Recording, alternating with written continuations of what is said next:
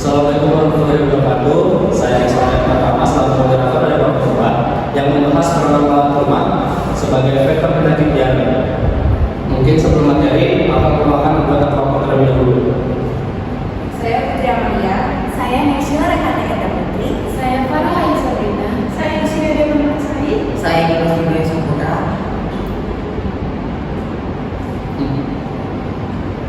Materi pertama yaitu mekanisme penularan penyakit alat rumah sebagai serangga vektor. Alat rumah bertindak sebagai vektor mekanik dalam penyebaran penyakit disentri dan diare. Mekanisme penularannya terjadi melalui proses berikut. Yang pertama, alat hingga pada sampah, seperti kotoran manusia atau hewan yang mengandung bakteri penyebab diare seperti Shigella, Dysenteria, atau E. coli. Selanjutnya, patogen tersebut menempel pada kaki, bulu halus, dan alat peluk alat. Setelah itu, ketika lawan hingga pada makanan atau minuman, kuman berpindah melalui kontak langsung seperti muntahan atau kotoran alat.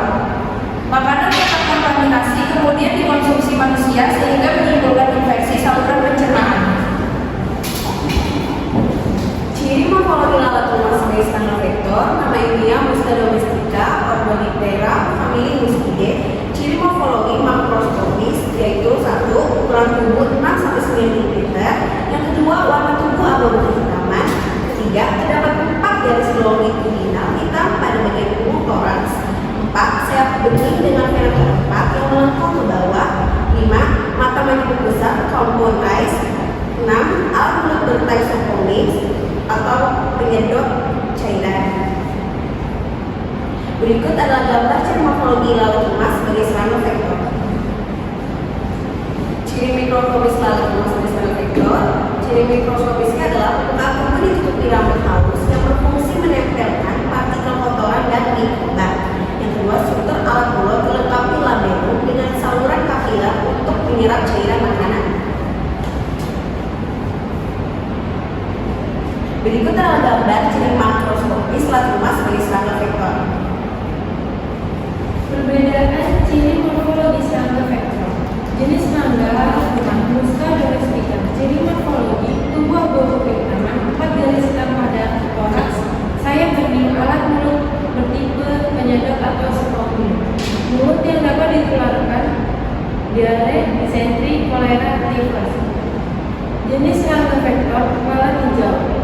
Ciri morfologi memiliki tubuh metalik hijau memirak, ukuran besar 8-10 mm, sering ditemukan di bangkai atau daging busuk. Infeksi luka, measis, kontak penyakit makanan. Selanjutnya, faktor lingkungan yang mempengaruhi perkembangan populasi serangga vektor lalat rumah. Beberapa faktor lingkungan yang mempengaruhi populasi lalat rumah: satu, suhu dan kelembapan. Suhu optimal 25 sampai 35 derajat Celcius dan kelembapan 60 sampai 70%.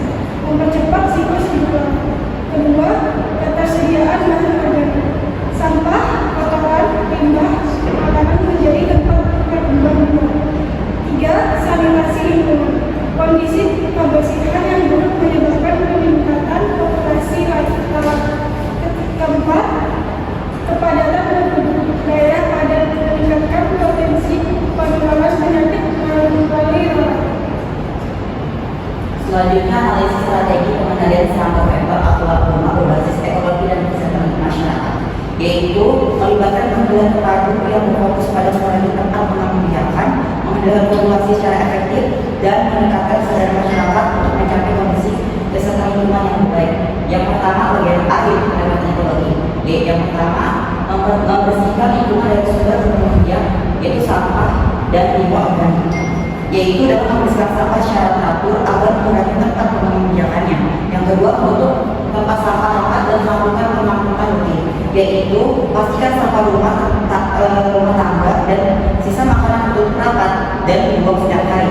Tolak serta berkembang biak di sampah baksai dan sisa-sisa makanan. Yang ketiga, menggunakan perangkat alat alami, warna dan aroma yang menarik, yaitu dengan memanfaatkan botol bekas sebagai perangkat. Cara ini mampu efektif dengan menggunakan alat seperti kapal atau buang metal yang dimasukkan ke dalam botol untuk bahan alat.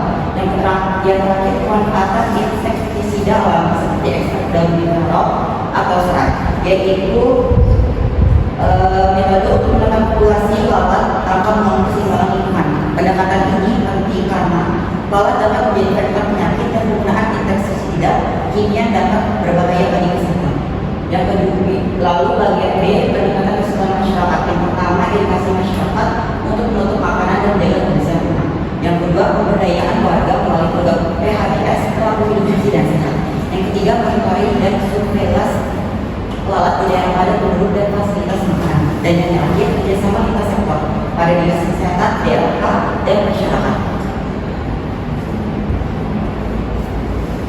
Kesimpulan, rumah merupakan vektor mekanik yang dapat menyebabkan penyakit diare pada kontaminasi makanan. Kedua, perkembangannya sangat dipengaruhi oleh suhu, kelembapan, serta kebersihan lingkungan. Ketiga, pencegahan efektif dilakukan dengan pengelolaan sampah, peningkatan sanitasi, dan edukasi masyarakat. Keempat, pendekatan ekologis dan kesehatan masyarakat sangat penting dalam menurunkan populasi lalat dan mencegah penyebaran penyakit. Baik, jika ada kekurangan dalam penyampaian materi maupun dalam penyusunan presentasi ini, kami meminta maaf sebesar-besarnya. Mungkin sekian dari kami, jika ada kesalahan mungkin bisa dijelaskan baik-baik, bukan pergi mencari yang lebih baik. Akhir kata seperti apa telah kami sampaikan dan bermanfaat untuk kita.